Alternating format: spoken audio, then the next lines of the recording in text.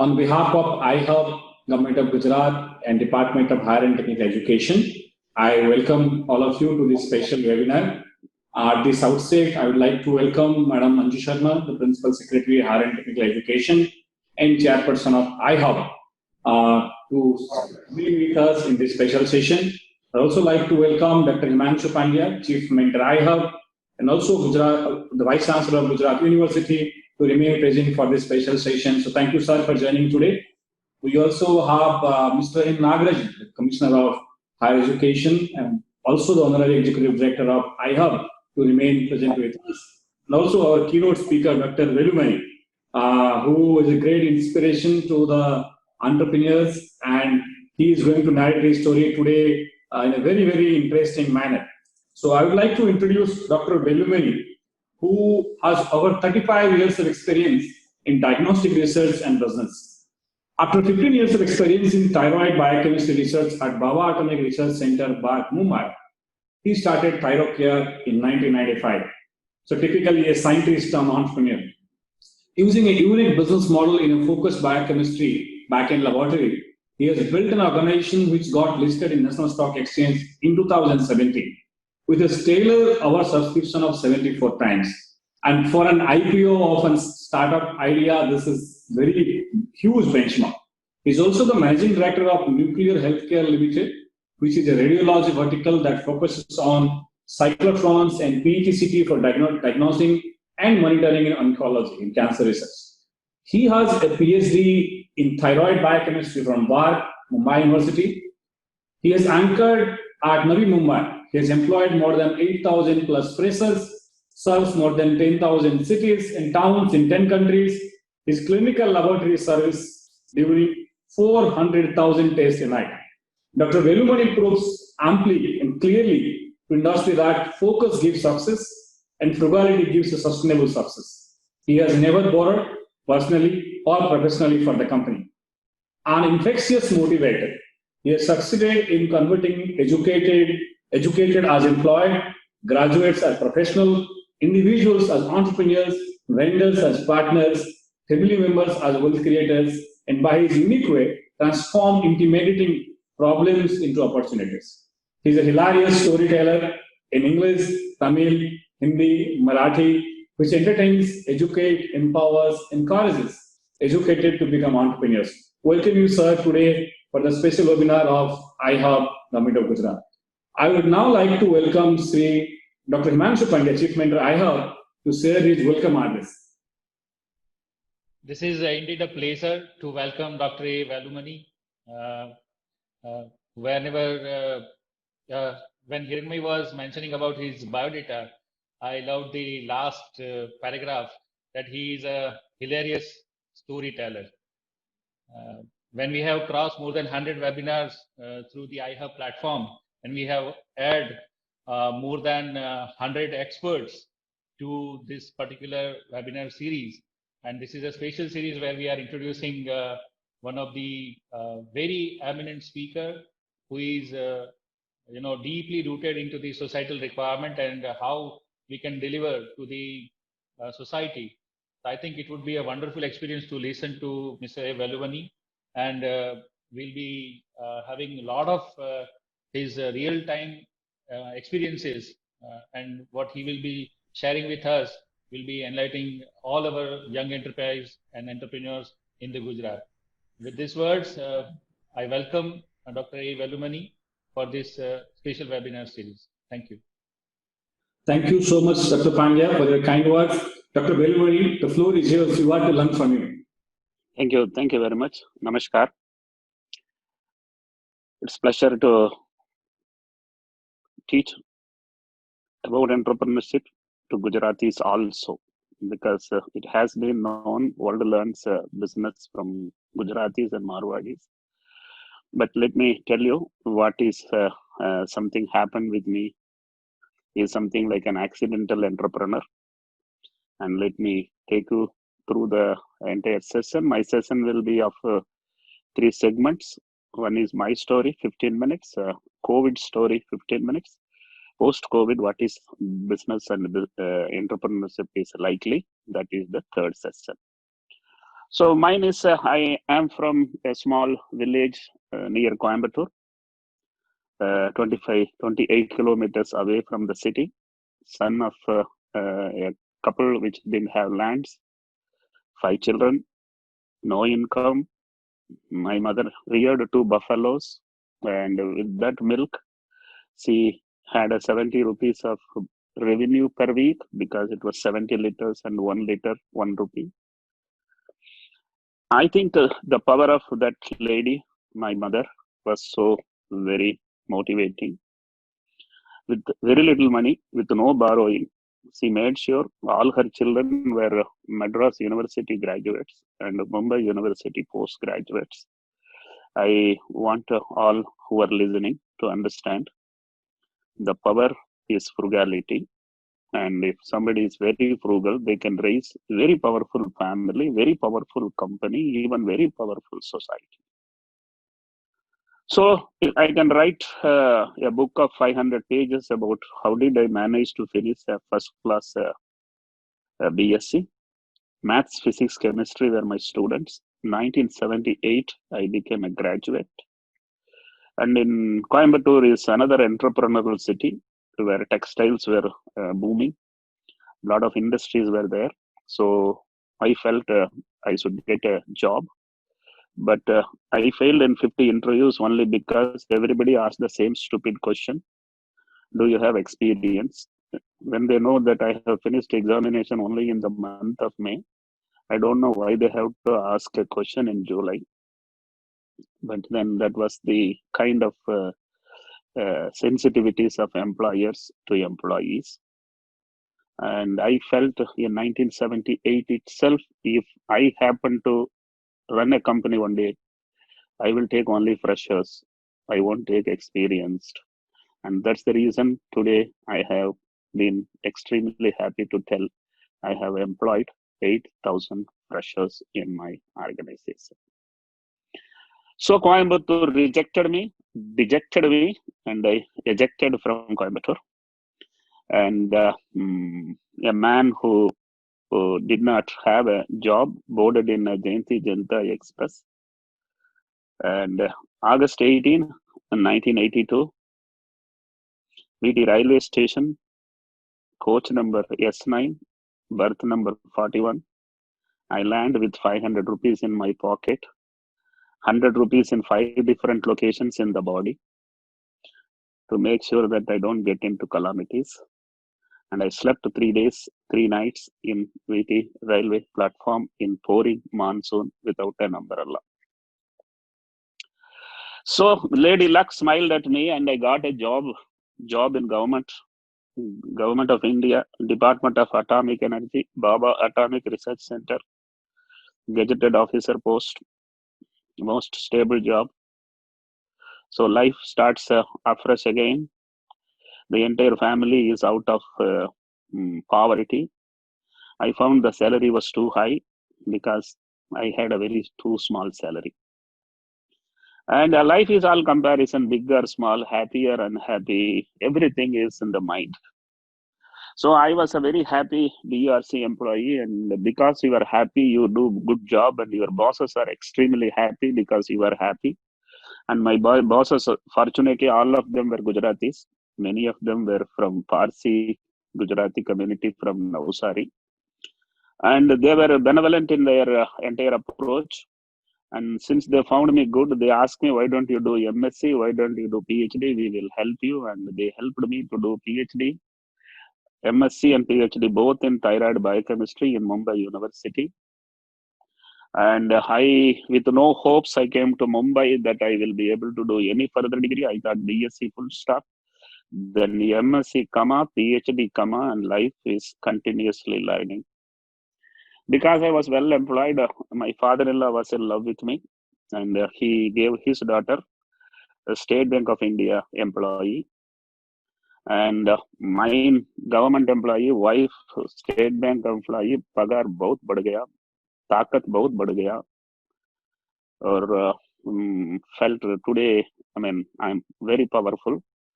And because I got married, I got 2 children too. son was 5 years, daughter was 3 years. I was 37 years. ऐसा लग रहा था कि जिंदगी एक लेवल पे पहुंच गई. Normally people reach to a comfort level and then they succumb to comfort level because comfort is something which will not allow you to suffer. And some very few will come out of that comfort to find a better position. So I asked to myself, जीने आया या जीतने आया. तो ऐसा तो पेट भरने के लिए आया था, लेकिन पेट तो भरा है, लेकिन रेस्ट लेने के लिए तैयार नहीं है. और बड़ा होना है या बुढ़ा होना है, ऐसा तो बुढ़ा अपने आप होते हैं, वो भी सरकार नौकरी में जल्दी होते हैं. बड़ा बनना है तो रिस्क लेना है. और there is a saying in Tamil, I will translate in Hindi and tell you. एक लंबा बाल खींचो, उसमें एक नाक बांधो, एक पहाड़ के ऊपर डालो, खींचो, आया तो पहाड़, गया तो बाल. तो रिस्क लेनी चाहिए. And I was a man who had a highest frugality. When you are highly frugal, your closing balance is very high in the bank balance. When your closing balance is very high, you are fearless. So my closing balance was good because I didn't have an EMI. And my wife was working with State Bank of India. So why not? Why do we need two jobs? One is enough. Let us risk. And I, without asking my wife, I resigned my job and went home. And रात को 2 बजे मेरा Mrs पूछा था कि आप आज सोया नहीं है. I told her I have resigned, and she knows I don't tell lies in the night. And she had a shock, and she was annoyed, and she retaliated by telling, अगर आप कल से ड्यूटी पर नहीं जाएगा तो मैं भी नहीं जाऊंगी. Oh, that was a big blow for me that she is now making me to review my decision by giving me a dhamki that she also will not go. But I must tell you, I am Salman Khan. Once I take a decision, I don't listen to myself. So I had told my wife, chalo saath jiyenge, saath marenge, you also don't go, let us both fight it out. Trust me, this is the biggest risk a middle class man can take. Husband and wife both giving up the job same time, and then risking. I very often give a title for my story as Romance with Risk. The bigger the risk, the more will be the reward, and you must take risks. There are only two kinds of people on this earth: one who takes risk, another kaya piya mar gaya. The man who takes risk will have a story to tell. The man who is not taking a risk will KPM Kaya Piya Mar Gaya. The man will not have any kind of story to tell. So this is to motivate the people who are in the doubt: should I do business or not? Should I continue my job or not? I must tell you, do service for 10 years, 15 years. Learn best about what is business, what is that business, what all business needs. Learn from somebody else's money and then start a business. You will never fail, or you will rarely fail. So left the job. I had a PhD in thyroid. My job was, today we call as Make in India as NRA, but Make in India has been there ever since 100 years. Everything we did not want to import, we have to find local substitute. So when I joined BRC, job given to me was find out why can't we make thyroid testing reagent in this country? Why we have to import it from Europe? Europe was selling it at 100 rupees per test. And we did the research and we found out in 20 rupees you can make the raw material. You don't need to pay 100 rupees. So that was a breakthrough success. And I didn't want to just publish a research paper and relax and sleep. I thought I am the only man who will connect academia with research with industry. And I myself jumped into industry with all the knowledge I had and started charging least because I could very easily compete with my peers who bought at 100 rupees and sold thyroid test. And I made it in 20 rupees and I sold thyroid test. I was 5 times cheaper than them. That is what Dr. Velumani today you are listening to.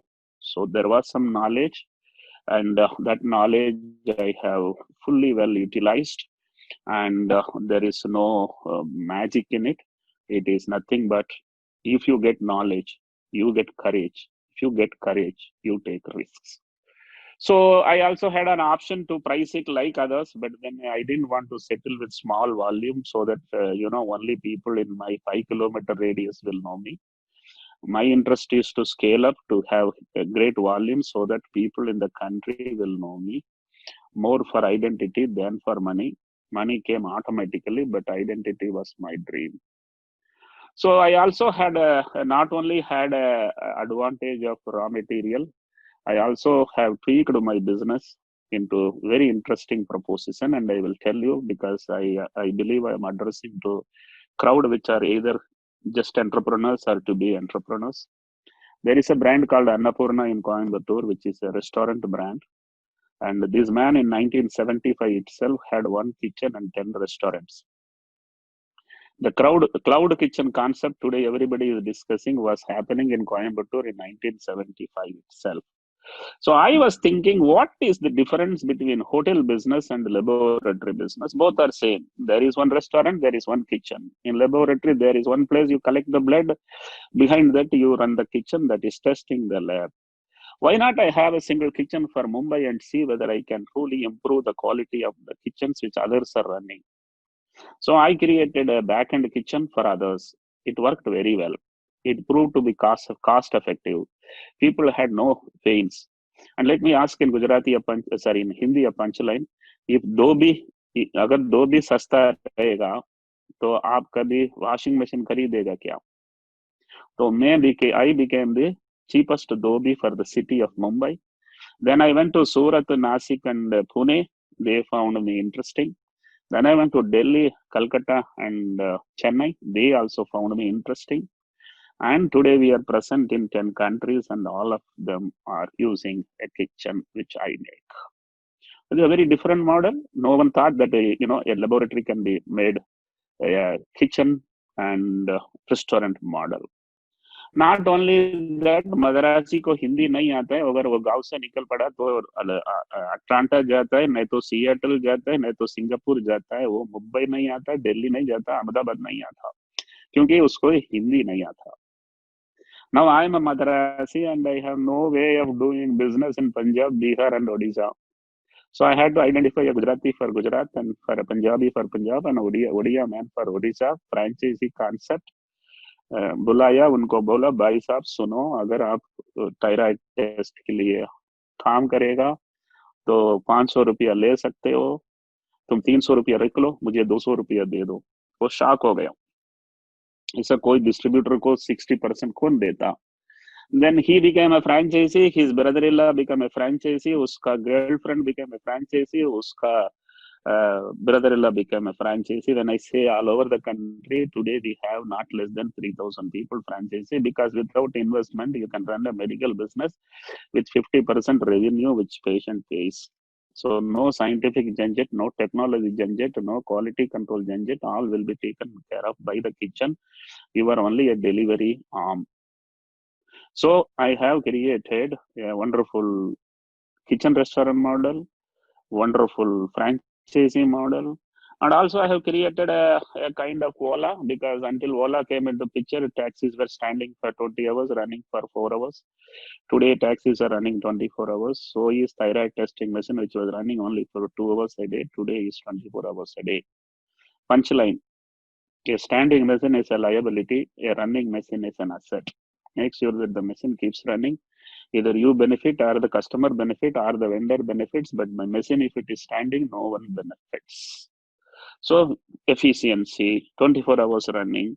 I also have created an Amazon, because from 10 countries, if you log in and ask your wellness profile to be done, my man will come to your door next morning. So a lot of innovations. Today I can give a name as Amazon or Ola or McDonald's, but then I must tell you, I wasn't knowing anything. गाँव से आया और बहुत confidence था. And my pricing also was very low compared to the market, because I believed one thing: if you price it low, you will get volume. No company on this earth is closed down because they have priced it low. All companies closed down are closed down because in spite of pricing it higher, they could not control the cost. So I was very clear, and I had enough of focus into the business. So today we have employed 8,000 people. What I started at 130 square feet rented garage in South Mumbai opposite to Rani Bagh today is 400,000 square feet. We have one laboratory in Mumbai, and we have 12 laboratories in all metro cities. And we have grown from nowhere, and from one man employee to today this big. Everything is almost for the last 25 years. Every 5 years we have added a zero. That's how the scalability is. Yes, success is overnight. Yes, overnight is sometimes 25 years, 30 years. So we have traveled through that. We have never borrowed. Company never had a debt. So all investors will only look for companies which are very prudently managed. If too much of debt is there, reluctant or investors. So they came to buy my stock. I didn't want to sell my stock. So when you go to answer and pitch it, your value is half X. If he comes and pitches in front of you about his capabilities, your value is 2X. And I was fortunate. I did not dilute till I reached a market size cap of around 500 crore. So the guys who came wanted to buy my stock, and I told them my value is 400 crore. I didn't know how to tell, but I felt that the company was worth 200 crore. If I tell 400 crore, they will go away. My interest was to drive them out. Of course, they went away because they asked me what is the rationale. I told, look, gentlemen, when I want to sell it, I will give at your value. When you want to buy it, you have to pay my value. They went away and they came after 6 months again. And this time I had a courage to tell 500 crore. And they were annoyed and they again went away. They came for the third time again. And I had a courage to tell 600. And they were happy to tell they have brought the check. And the dilution of 25% was done at 600 crore market cap in 2011. And 2012, somebody else came. I thought if I keep on adding 100 each, they will buy out. So I thought I will add more. And I had a courage to tell 1,000 crore. And the guys did not know how to react. They said, we will come back after 15 days. And when they came back, I told 1,200. And they thought that if they go back and come again, it will be 1,400. And they agreed for 1,200. I diluted another 10%. So 35% market has, that is the private equity has 65% with me. We went for an IPO. Everybody said, don't go for IPO. It's a very painful job. It is not something which you can easily manage. Too much of transparency needed. And I had nothing to hide. Why should I be worried about transparency? So I only said I want thrill. I came to Mumbai because I wanted a thrill. I married a Bombay girl only because I wanted a thrill. I left government job only for a thrill. I also took private equity inside only for a thrill. And I want to do IPO only for a thrill. Nobody could stop it. Life is not something which you should settle with what is there in hand. You can always look for why not some more. So my IPO got subscribed 75 times as was introduced. And then Dr. Velumani became some hero because no one knew that Madrasi is running this big brand. Even people from Coimbatore did not know. And I am now a storyteller for the last 4 years. The market cap of the company as of today evening, 4 o'clock today, is 4,150 crores. A journey, great journey from a small village to national stock exchange.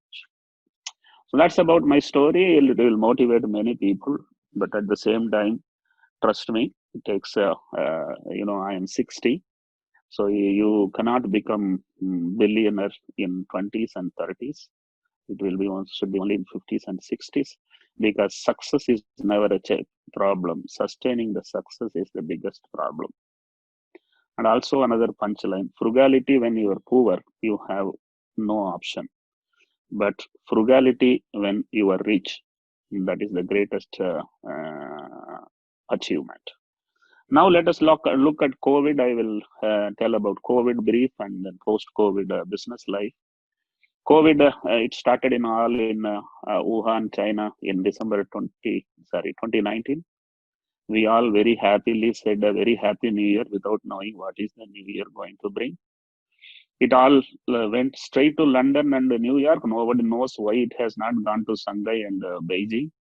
That itself says it is designed to attack someone. Either they are liars or they are probably criminals. Either case, let us hope again it is an accidental virus, not a man-made virus. New York, London, and India, all of them got together. It is not that they got earlier, we got later. We all were having an infection reported in the second week of January. So 6 months, all of us have seen it. All European countries, all of America, and all of even Asian countries. So is that virus that bad? The answer is it is not as bad as we felt it is.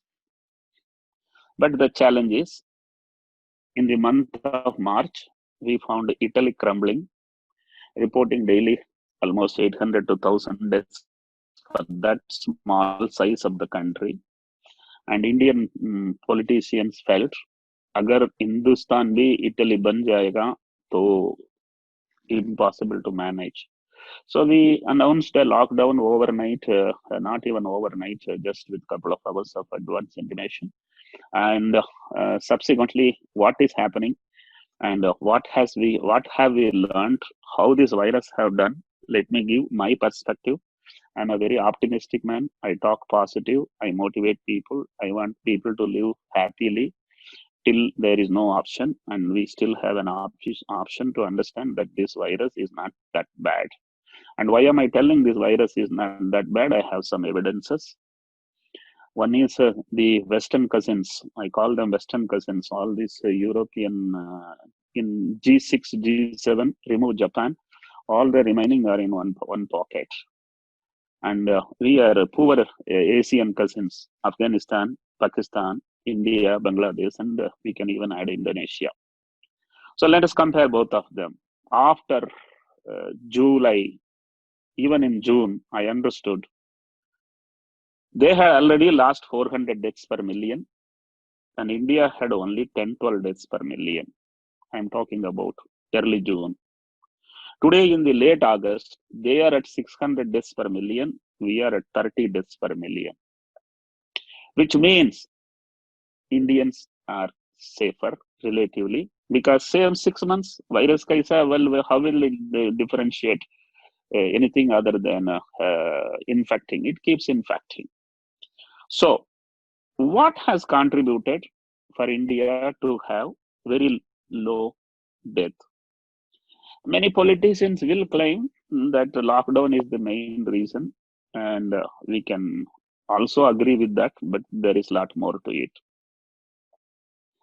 First and foremost, India is an young country. India is mean age 28, China 38, and the Western cousins 48. So there's a vast difference in the age. Today, we are the age 28 to 48 is one generation. Is it age? Possible, because the number of people who die above 50 are very high. People who die below 50 are very low. So Indians' death rate is low. Possible. We must acknowledge and study that also. The second thing is India is least hygienic. The Western countries are highly hygienic. Least hygienic means every day we witness a lot of infections. In fact, our infant mortality is far high compared to the Western cousins.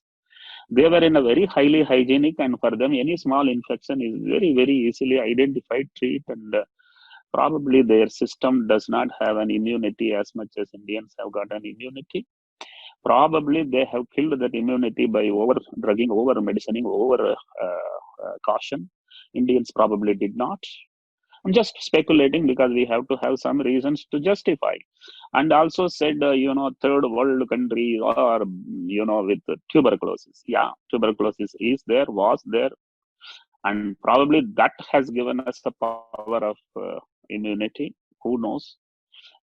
Malaria, yeah, that also these countries were worst malaria hit countries. पता नहीं है chloroquine, malaria, BCG vaccine, tuberculosis, low hygienic conditions, younger age, कुछ भी बोलो, we are safer today. And justifiably, after 6 months, I am very, very happy to see India is blessed. And it's a subject of intense research. I'm not concluding what is contributing. It is supposed to be studied by all agencies who have scientific strength to see what saved India. Now, to add to that, there is no vaccine as of today. Lockdown only is useful to delay, not useful to avoid. If vaccine was supposed to come June 1st or July 1st, all our lockdowns are justified. Now, vaccine is least likely to come in this year, though everybody is giving every day some news so that their company stock is sold at the highest price. But there is truly nothing seen on the table to come to our body to as a vaccine. Still for 6 months minimum. So what is that? We are locking down till January, we will lock down. And if vaccine doesn't come for 1 more year, we will lock down. That's one more question to be understood. Second thing is, I have recently studied 2 countries. One is Sweden, another is New Zealand. Sweden never had a lockdown. They felt that everybody should get a herd immunity. That is the solution. That's a different philosophy. Another side is New Zealand, which felt that only lockdowns will help. Lockdown kill the virus. Lockdown kill the virus. But then kabhi ko lega?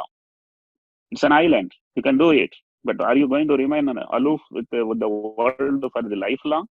You have to open the borders. The minute you open the borders, you will get infected. So there is a huge criticism now by scientists and the administration, which both of us are differing in their opinion. And the question now I am asking, a businessman as well as a scientist, what do we need? Lockdowns or immunity? So, in my opinion, immunity is going to play a big role. As a laboratory, we have done some antibody studies.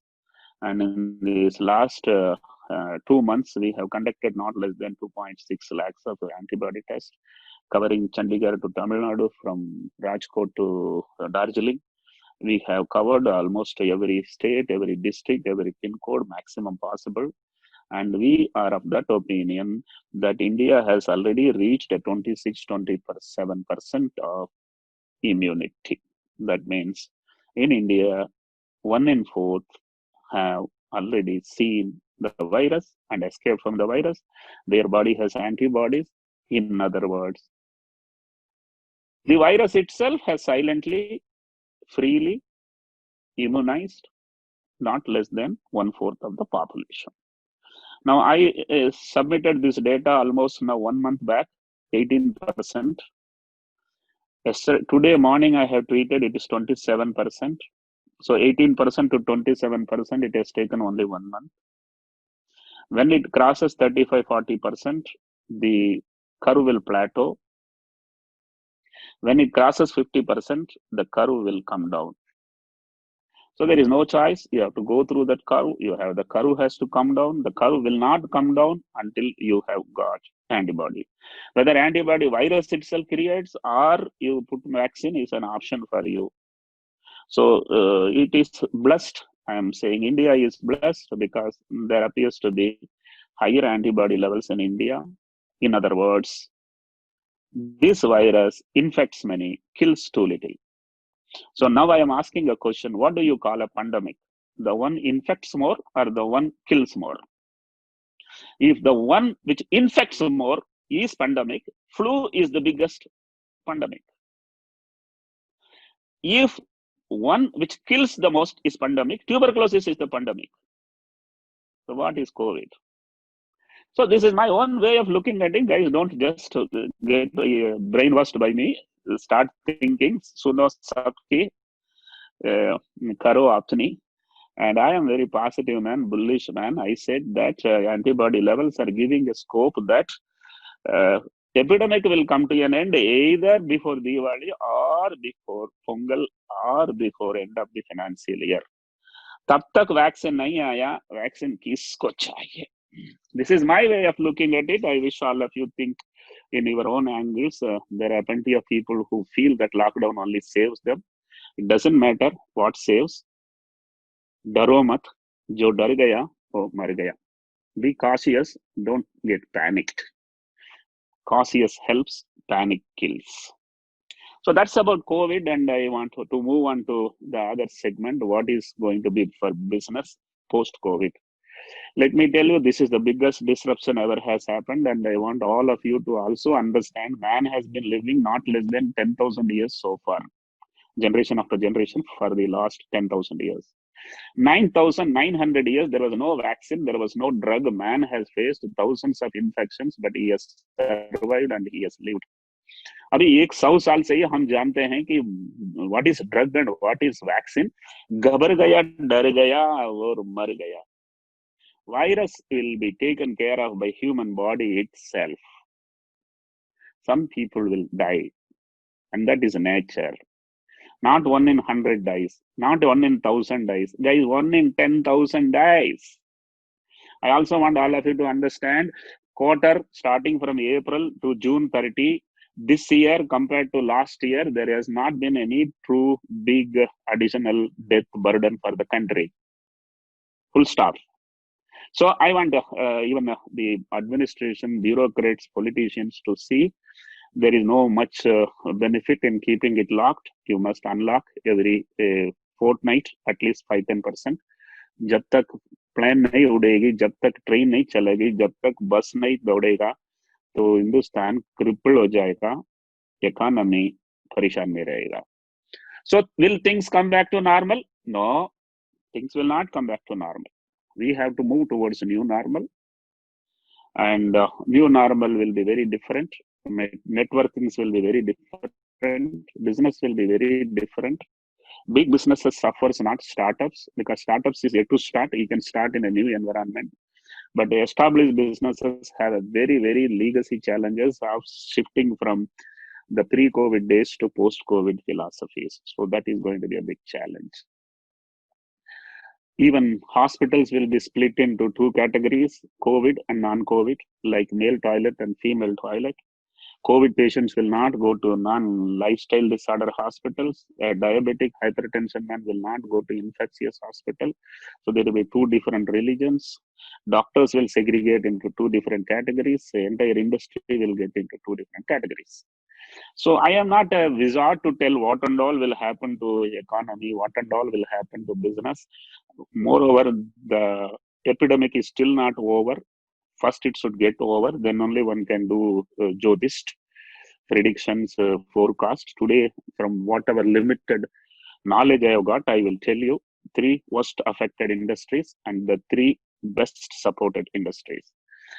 The 3 worst affected industry, one is the travel industry. That means airline band, the train band, the bus band. Only 10% of airlines are flying, that to domestic, that to at a 25% capacity. When these 10% will become 100% capacity, when 100% flights will run, when international flights will run, pata nahi hai, maybe 5 years. So that's completely gone industry. Second thing is tourism industry. I am pretty sure tourism has been a very important industry for many countries and in India for many states.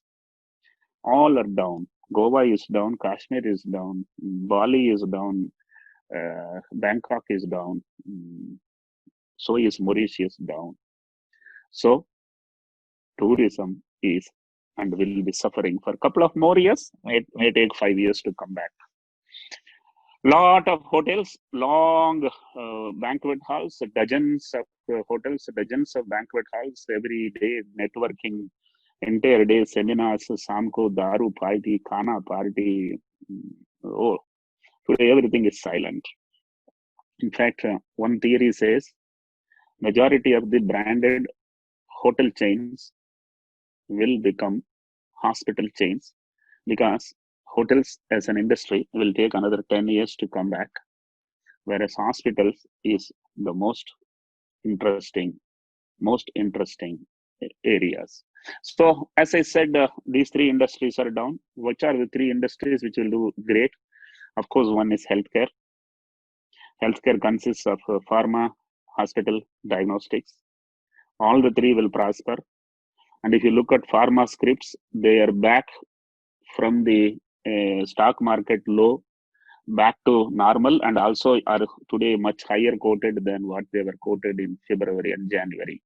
So are hospitals, and so will be diagnostics. Sarkar was spending very little for health, and because of which they had a huge embarrassment. Patients lying down along with dead bodies because lack of beds. Patients dying at the gates of the hospital. Patients lying down on the floor. What a sad situation for the last 5-6 months. Government understands 2-3% GDP spending is too little. They need to double it, or if possible, they need to make it 10%. That means more funds from government for the bottom of the pyramid. And men and the society and the common man who are above the midpoint of the pyramid will now give least importance to buffet dinners, give more importance to wellness and healthcare. So there is a likelihood what he was spending 3% of his income for health will be going up to 10%.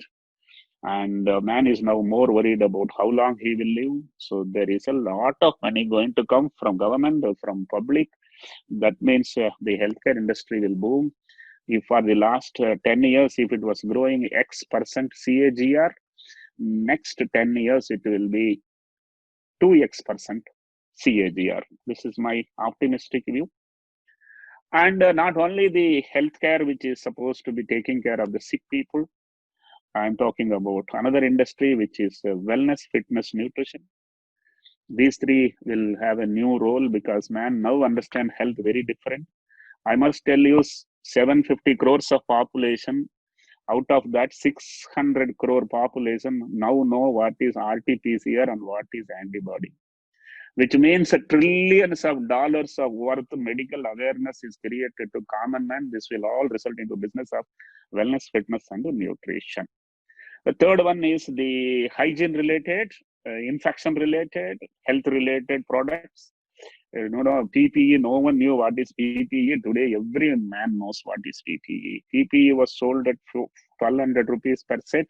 Today, it is 100 rupees per set. Everybody starts manufacturing PPE, mask, oh God, sanitizers, everything. So all these industries will have a very powerful growth. All those who have vendors as vendors in healthcare industry, as distributors in healthcare industry, will have a huge future. So I want to conclude by telling India is blessed again.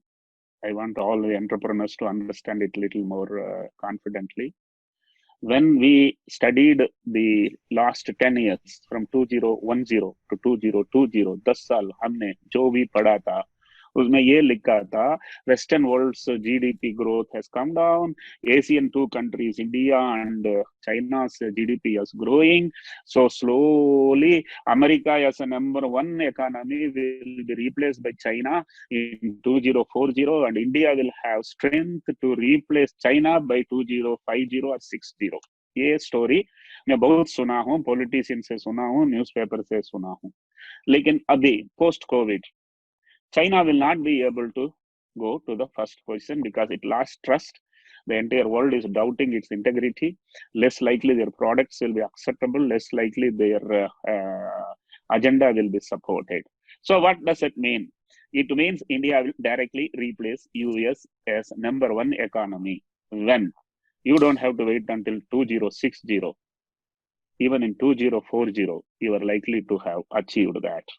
So this is my wish, personal wish. I am an old man. I may not be there in 2040, but I think 90% of the people who are listening to me will have a proud feeling. As much as Americans have lived for last 50 years, you will live for at least 25 years to feel happy that you are living in the world's largest economy. Not because of this party came, that party came, not because of anything else. India deserves to be there. And India was there 100 years back as one of the top three. Today we have lost our position. we will gain back and we will be number one economy. I wish to thank Nagarajan sir, who listened to my story in Surat in one of the events, and he felt he should invite me for making all of you to listen. And thank iHub and the government of Gujarat for considering me as a person qualified or eligible to energize, educate, empower, and create entrepreneurs in the state of Gujarat. I am very proud to tell we are number 2 as a economy as Tamil Nadu, and Gujarat has been for us always number 1.